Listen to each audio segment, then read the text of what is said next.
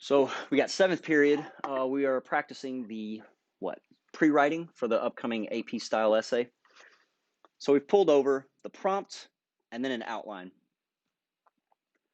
So for me, I'm going to start by thinking through the prompt and just putting down ideas. And the beauty about putting down ideas is your ideas can be incoherent, scattered. They can be terrible. Doesn't matter. Doesn't matter. So for this particular prompt, like, is there one meaning for the importance of being earnest? Or is there more than one meaning? You say more than one. Why would he say more than one? Name one meaning. Yeah, yeah.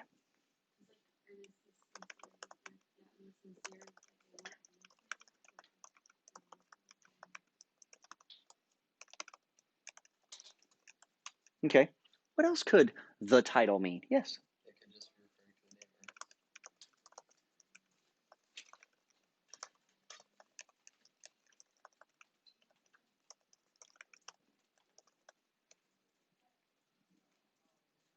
To the characters named Ernest.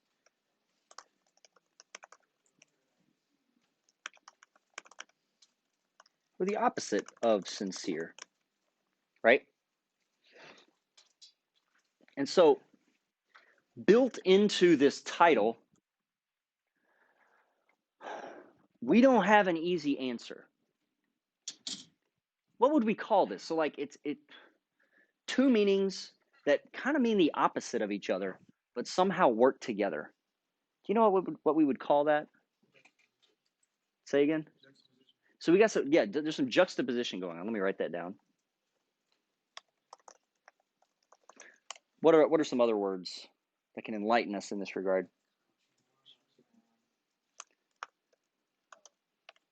Yeah, some irony, saying one thing but meaning the opposite. And then a word that came to mind for me was paradox. So as best I can tell, I'm no expert, but paradox is like a philosophical version of an oxymoron. You know, oxymoron is like jumbo shrimp. You know, two opposites that shouldn't exist together. A paradox are they're two opposites that shouldn't exist together, but somehow they do, and they mean something new. So there's like a paradox in the title, and as best I can tell, our man Oscar Wilde uses irony to communicate that paradox. Right? I'll just write it down.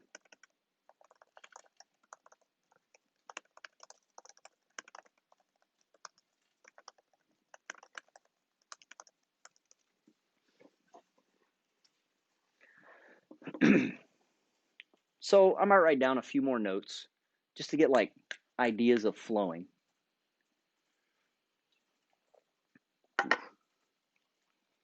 Now, I did a little preparation during my prep period. So you can call that cheating. I just call it being ready for class. Anyways, go to page 37. During my prep period, I discovered two quotations that are relevant. 37.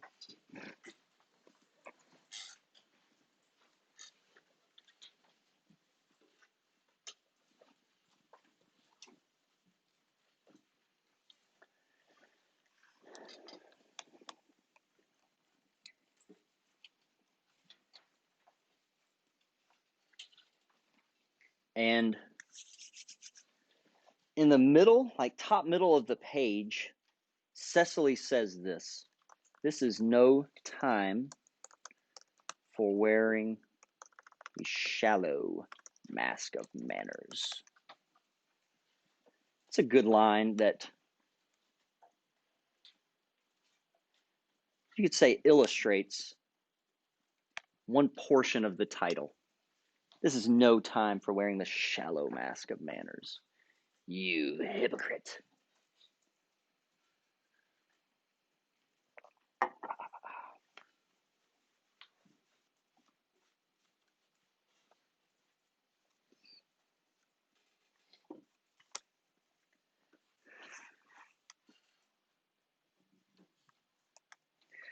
At the same time, well, let me pause. How does this quotation illustrate one of the meanings of the title? How does this quotation illustrate one of the meanings of the title? Tell the person next to you, and I'll call on you. How so?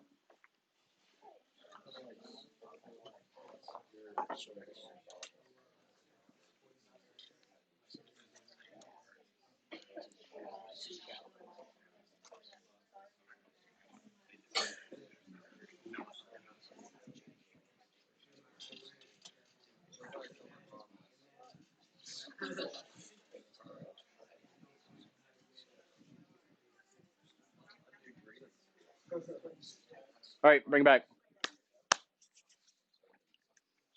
I'm not going to call out names, but I'll point. Yeah. I just said, like, when you're wearing the shallow mask of manners, you're kind of not really being sincere. You're just kind of being fake. Which means that fakeness, insincerity, they're criticized as a problem, right? Yeah. Which communicates the idea of it's important to be sincere, earnest. Yeah. Okay. And kind of critiques manners in that way. I like it. Now go to page 44.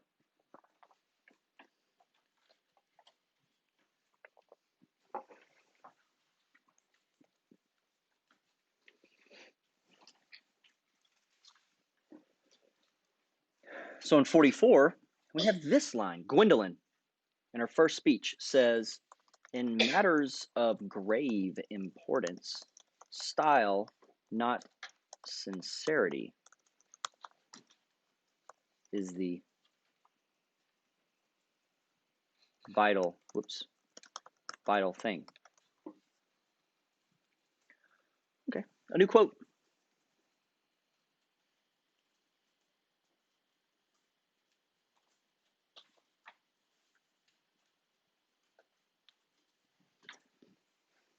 Gwendolyn seems to contradict Cecily.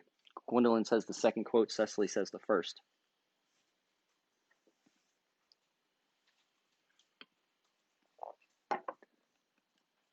So we have two contrasting quotations. That second quotation, how does it illustrate or support the other meaning of the title?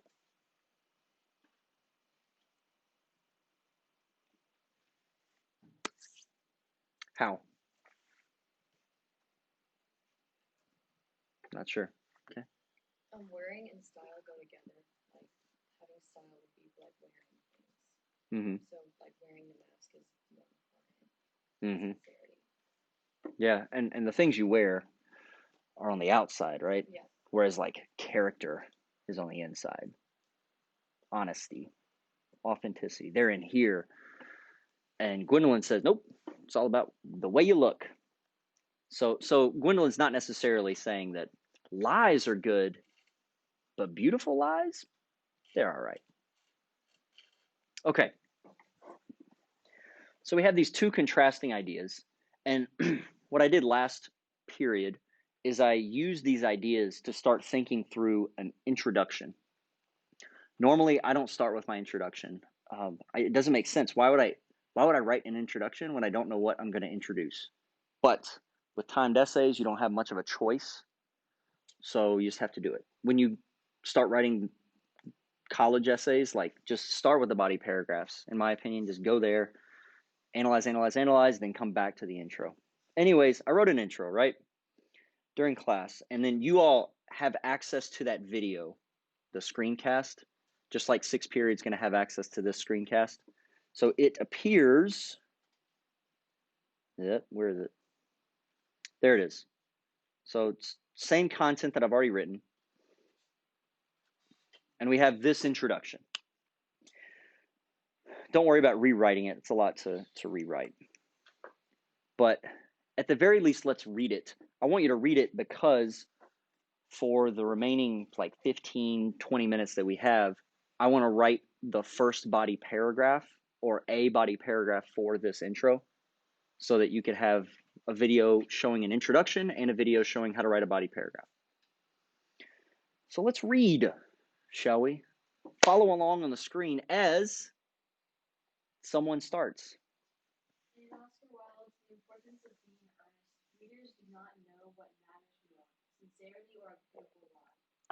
title of the play seems to suggest that both matter, as the word earnest means sincere, but at the same time the characters named Ernest lie about their names.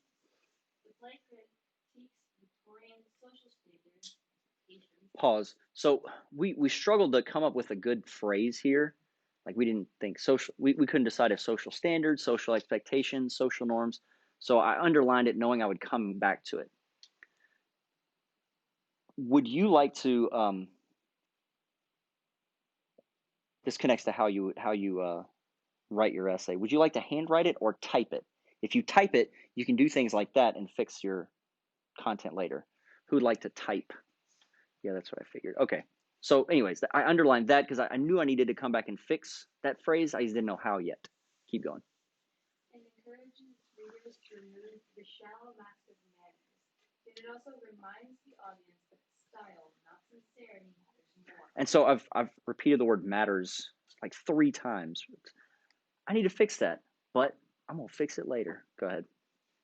So the question remains, why the paradox? Does the play encourage authenticity or deception? While some readers may search for a simple answer to this question, this essay will argue that Wilde's play and its title paradoxically favors both. Oh, wait a minute. There we go. Simultaneously. Wilde uses irony, antithesis, and repetition to communicate his thesis. All right, so here's the obvious thesis. I hope it's obvious. That's the thesis. That's the thesis. Not that Wilde prefers one interpretation of Ernest over the other, but he just says, you ask him which one is right, and he says, yes, they're both right. I added this sentence because I thought I had to. You need to check with your AP teacher next year if you need to write one of these preview 3 sentences. Wilde uses irony, antithesis, repetition. So raise your hand if you've written one of those sentences before. Right? Like, oh, my body paragraphs are going to be about these 3 things. In college, you do not do that. It's just, you're telegraphing, you're making it too obvious, you're almost insulting the reader's intelligence. But for whatever reason, like AP, SAT, essays, they still like it. So I put it in here just in case the AP graders need me to see that, or need to see that. So now the question is, like, now what? Now what do I do? Now what do I say? So I'm going to end up going to my first scene, and I'll be honest with you, I don't know what my first scene would be. So you know what I'm going to do? I'm going to do this. Pretend I already wrote my first body paragraph. Well done, Phil. So I've rewritten the first body paragraph. It's finished. Thank you. Thank you. I did that because I know what scene I want to analyze, and it does not show up at the beginning of the play. It's like in the middle. It's Act 3. So I might even skip the second body paragraph. Don't know if I need to skip the second. I do. No, I need to start typing. Typing.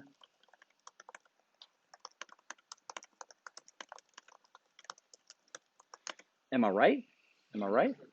Anyways, so I'm going to analyze the scene on page 43 and 44. Go to page 43.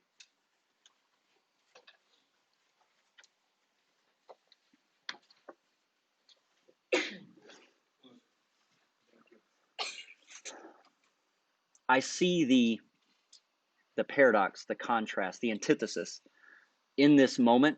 So that's why I want to analyze this scene.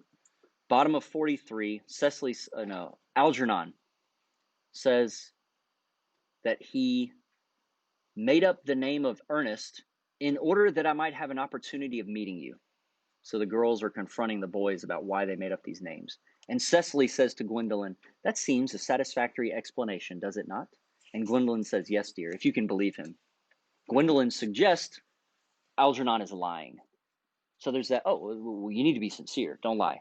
Next page, Cecily says, I don't believe him. She just admits, yeah, he's probably lying. But that does not affect the wonderful beauty of his answer. She likes to lie because it was pleasant, delightful. Then Gwendolyn says, true. In matters of grave importance, style, not sincerity, is the vital thing. Mr. Worthing, now she's talking to her beau, Jack, what explanation can you offer to me for pretending to have a brother? Was it in order that you might have an opportunity of coming up to town to me as often as possible? Can you doubt it, Miss Fairfax? Does he even say that was the reason? No. He doesn't even hint that that was the, well, I guess he hints that that was the reason. And Gwendolyn acknowledges his, like, dishonesty when she says, I have the gravest doubts upon the subject, but I intend to crush them, the doubts. This is not a moment for German skepticism. Anyways, so you have all four characters engaged in a lie. The two who are being lied to seem to appreciate it, right? So I'd have to figure out which quotation I want to highlight. And I think the one I'm going to highlight is this. So watch this. We're going to write A,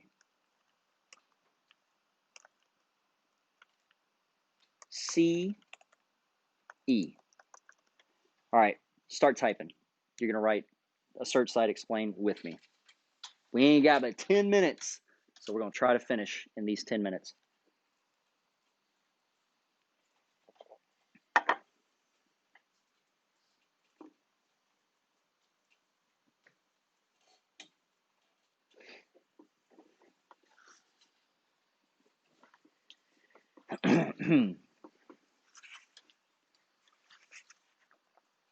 So maybe the order in which I write is a little quirky.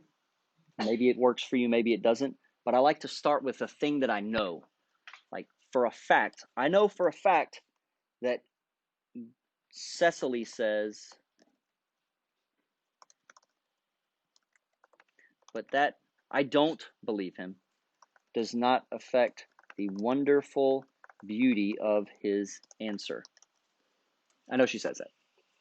So I'm just going to put it there. And this is the beauty of typing instead of handwriting. You can write out of order.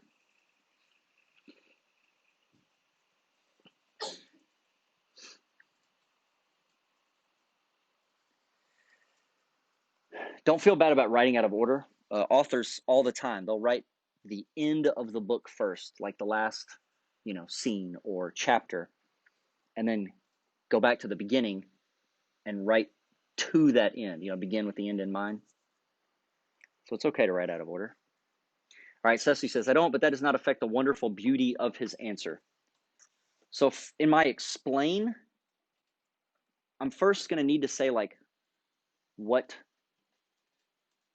almost like layers, like the shallow layer of what that means, and then the deeper layer, how that connects to the theme as a whole. In the cite, I'm probably going to need to explain like background information, what's going on in the play. And in the assert, I have to figure out like, what's the main point of this paragraph? And nothing's coming to my brain for the assert. Let's see. What, the characters. By the way, it's helpful to think with your fingertips. Even if the idea is bad, put it down. You can change it later. The characters, what do? They seem to do what?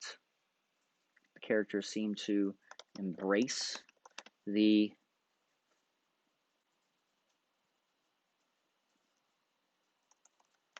beautiful lie and make it their own truth. I don't know, it's kind of esoteric. Probably not going to stick with that, but it's there. It's a good start. And then in the cite, this should be easier to write because I'm just going to write facts. What's happening in the play?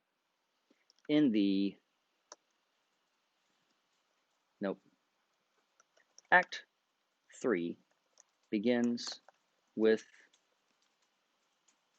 Cecily and Gwendolyn. Did I spell her name right? Yep. Confronting their respective lovers over what? The lie of being Bunbury? I don't like the way that's worded. Over what? About their lying. Problem here is the there is vague. Does there refer to Gwendolyn and Cecily or the lovers.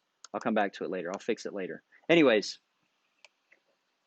Algernon and Jack have pretended to be named Ernest throughout the play and have lived a double life. But Act 2 ends with their what? There's something being found out.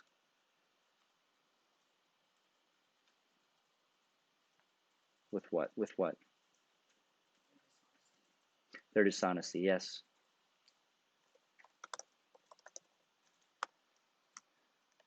The next act begins with Cecily and Gwendolyn confronting, I already said confronting, didn't I? Demanding to know why the men lied. And no, I'm going to just say Cecily, because I'm focusing on Cecily and Algernon. Cecily demanding to know why Algernon lied, replies that he led the double life so he could more frequently see who? See who? Who? Cecily, yeah, that's it.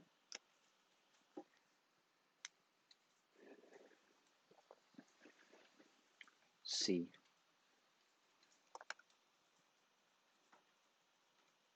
She acknowledges that she does not believe his answer, but she adds, I'm going to have to take out the I don't and the but. One T. That does not affect the wonderful beauty of his answer.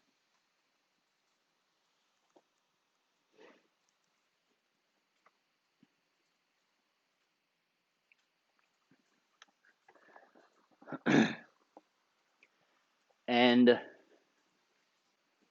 kind of liking that assert. I think it's just going to stay.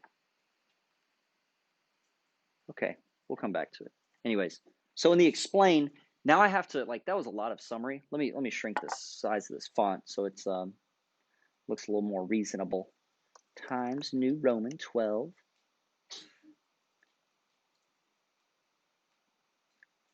So if this were a paragraph, this would be a meaty paragraph, but you know, in the APSA, you do have to provide some background information so that so you can recall to the reader the specific scene. Now we need to explain the difficult part. I got to stop stalling and just start thinking and writing. Cecily's response to Algernon's deception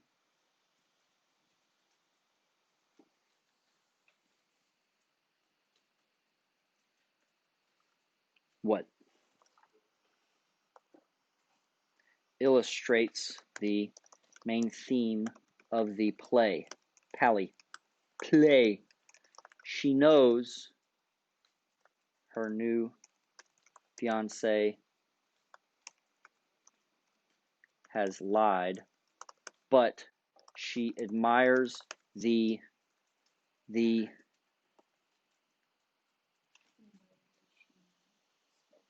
yeah, but it's something specific about the way his lie flatters her.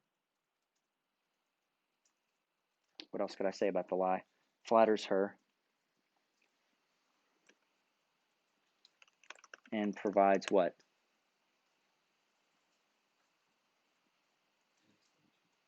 A believable story that she can both believe.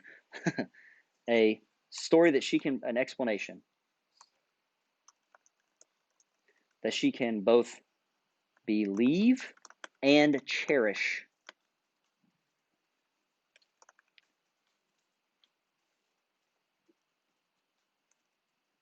She does not merely, oh, here's a fancy word. This is why we learn $10 words so we can use them in front of our students.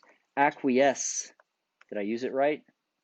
Or did I spell it right? She does not merely acquiesce to his what? To his already said explanation.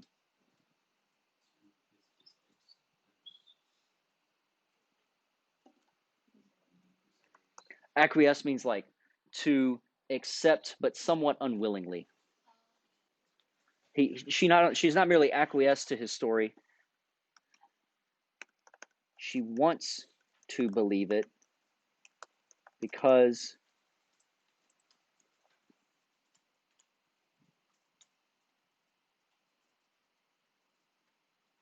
of its beauty. So I quoted beauty because that the play quotes it, but what can I say? It's beauty. It's what? What's a synonym for beauty? Elegance. Elegance. I like elegance. I don't think we've used that yet. I'm still going. Let's just keep. Oh, geez, the bell's about to ring. Anyways, I would keep going from here. I'd return to my assert. Sorry for holding you till 2:55. But if you think this way, like think carefully, slowly, thoroughly through your essay, through the quotations, it's going to help you write better papers. I wish you well, folks. Have a wonderful weekend, and I will see you Monday.